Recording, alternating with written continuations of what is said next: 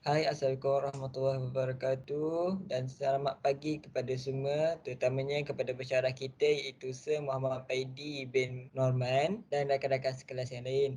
Okey, guru kami ingin membentangkan satu perbincangan yang bertajuk gejala sosial dalam kalangan remaja. Sebelum itu, saya akan memperkenalkan ahli guru kumpulan saya iaitu saya sendiri Muhammad Fakri Aidil bin Saharuf dan diikuti oleh Muhammad Farhan bin Muhammad Azmi, diikuti Muhammad Aiman Ifan bin Azari dan diakhiri dengan Muhammad Azizul bin Razali dan tidak lupa juga iaitu salah satu mengenai di dalam kumpulan kami, Fatin Fasihah binti Muhammad Zainal Abidin. Okey, saya akan meneruskan dengan perbincangan saya iaitu pendahuluan. Gejala sosial dalam kalangan remaja pada akhir-akhir ini semakin menjadi-jadi terutamanya melibatkan remaja yang berumur di antara 13 hingga 24 tahun ke atas. Sebelum itu, saya akan menerangkan apakah maksud gejala sosial dan remaja. Menurut Kamus Dewan edisi 4, gejala bermaksud tanda-tanda ataupun alamat akan terjadinya sesuatu. Sosial pula bermaksud susun atur di dalam satu kawasan kemasyarakatan. Remaja pula bermaksud seorang orang yang dewasa yang telah mencapai umur akhir balik.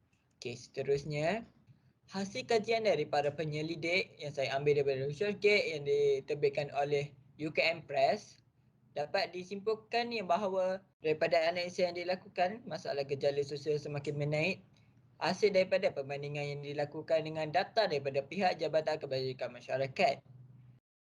Hal ini berlaku disebabkan masalah teknologi itu sendiri yang seperti kita tahu semakin berkembang. Okay, antara salah laku gejala sosial ialah saya ambil salah laku set dan keganasan.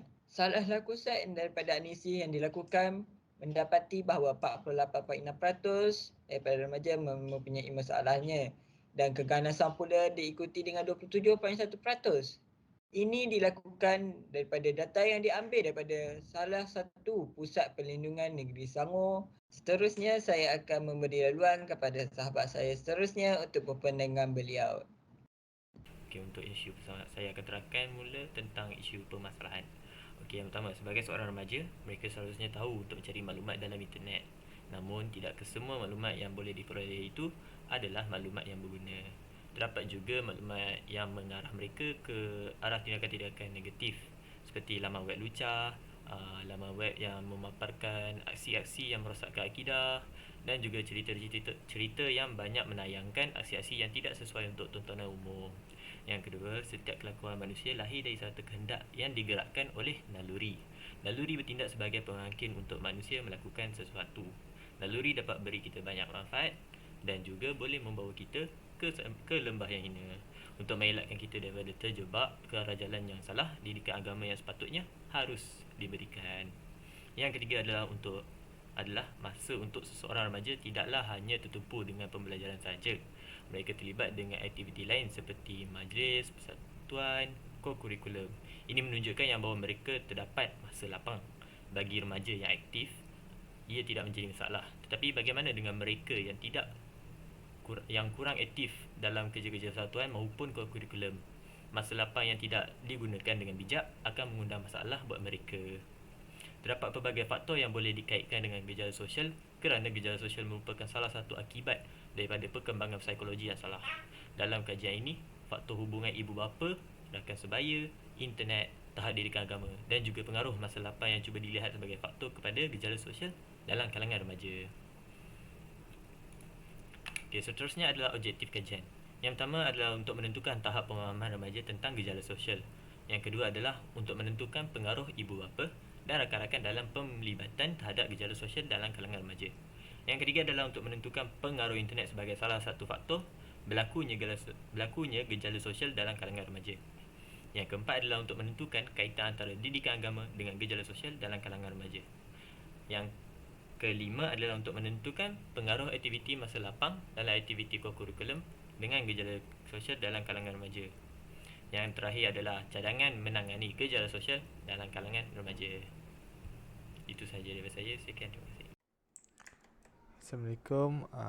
Saya akan menerangkan perbincangan kajian. Terdapat 3 jenis pandangan terhadap gejala sosial dalam kalangan remaja. So, pandangan yang pertama adalah pandangan daripada Muhammad Rizal Hassan.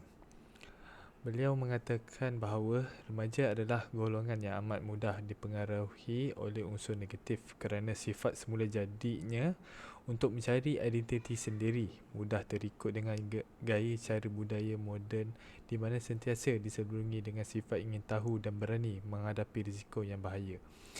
Beliau juga ada mengatakan bahawa anak remaja pada hari ini perlu dibimbing dengan pendekatan baharu bagi membolehkan mereka memahami diri sendiri, membentuk watak, keyakinan diri dan benteng diri untuk menjauhi pengaruh dan penyakit sosial pada masa kini.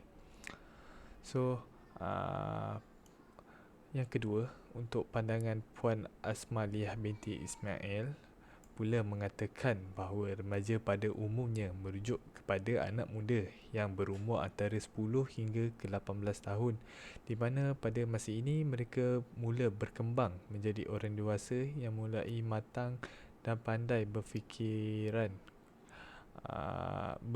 berfikiran golongan pandai berfikir, dan golongan ini juga melalui perubahan ke arah drastik termasuklah perubahan fizikal, jasmani, sosial, emosi dan bahasa. Mereka juga seolah-olah suka membuat sesuatu yang negatif yang mendatangkan kemudaratan bukan kepada orang lain seperti kes rogol, ragut, lumba motor haram dan yang seumpamanya. So, dan yang terakhir untuk pandangan Ahmad Farid, beliau mengatakan bahawa 30% di Amerika Syarikat remaja pernah terlibat di dalam gejala buli, sama ada sebagai pembuli ataupun pemangsa. Di Malaysia juga tidak terlepas daripada gejala tersebut yang berada pada tahap yang membimbangkan. Tidak kira di sekolah, rumah atau di mana-mana sekalipun, gejala buli di kalangan remaja dan kanak-kanak kini berada dalam tahap yang sangat membimbangkan. Ini berpunca daripada pelbagai aspek sosial diri, rakan-rakan, keluarga, masyarakat dan keagamaan. Kebanyakan masalah ini berpunca daripada pengaruh rakan di mana mereka itu aktif melakukan masalah sosial. Maka malang bagi seseorang remaja itu kerana mereka yang lemah jati diri akan mudah terpengaruh dengan rakan sebaya. Itu saja daripada saya. Saya Fatin Fasya, saya akan membentangkan tentang cadangan dan penyelesaian. Yang pertama adalah media massa. Media massa telah memberi peluang yang terlalu bebas dan luas pada unsur-unsur maksiat dengan mencetuskan dorongan dan contoh teladan yang negatif.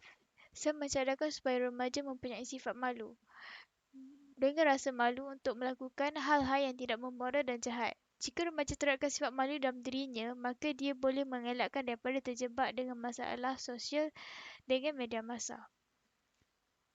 Rasa malu adalah sebahagian dari sifat remaja, tetapi rasa malu yang tidak terkawal akan menguasai remaja. Yang kedua adalah pengawasan orang tua. Internet merupakan satu perkara yang meluas dengan pelbagai perkara. Maka remaja boleh terjebak dengan gejala negatif seperti berjudi atau melerai sesawan dewasa. Dengan pengawasan orang tua, mereka tidak akan sewenang-wenangnya melayari perkara yang tidak sepatutnya. Yang ketiga adalah peranan ibu bapa. Ibu bapa boleh mengajarkan anak-anak beriman, beribadah dan taat kepada Allah SWT sejak usia kecil. Jika anak-anak dibesarkan dalam iman, mereka terbiasa dengan ibadah jasmani dan rohani, maka anak-anak tidak akan takut ketika kesulitan menimpa mereka. Kerana kebanyakan remaja yang akan terjebak dengan perkara negatif adalah remaja-remaja yang bermasalah dengan dirinya. Seterusnya adalah perhatian ibu bapa sangat penting semasa remaja membesar. Kesibukan ibu bapa menyebabkan anak hilang kasih sayang dan tempat untuk bermanja. Mereka menghadapi masalah keluarga bersendirian akibat ibu bapa yang mementingkan kerjaya dan materialistik sehingga tiada masa untuk melakukan bersama anak-anak. Perhatian ibu bapa sebenarnya adalah antara perkara yang penting dalam membesarkan remaja. So, itu sahaja daripada saya. Seterusnya ialah rumusan kajian. diringkaskan bahawa gejala sosial dalam kalangan remaja haruslah dipandang serius. Masalah ini telah semakin menjadi-jadi yang semestinya akan mendatangkan kedaruratan kepada masyarakat maupun negara. Antara punca-punca utama gejala sosial adalah pengaruh dari sekeliling, iaitu daripada rakan-rakan ataupun ibu bapa.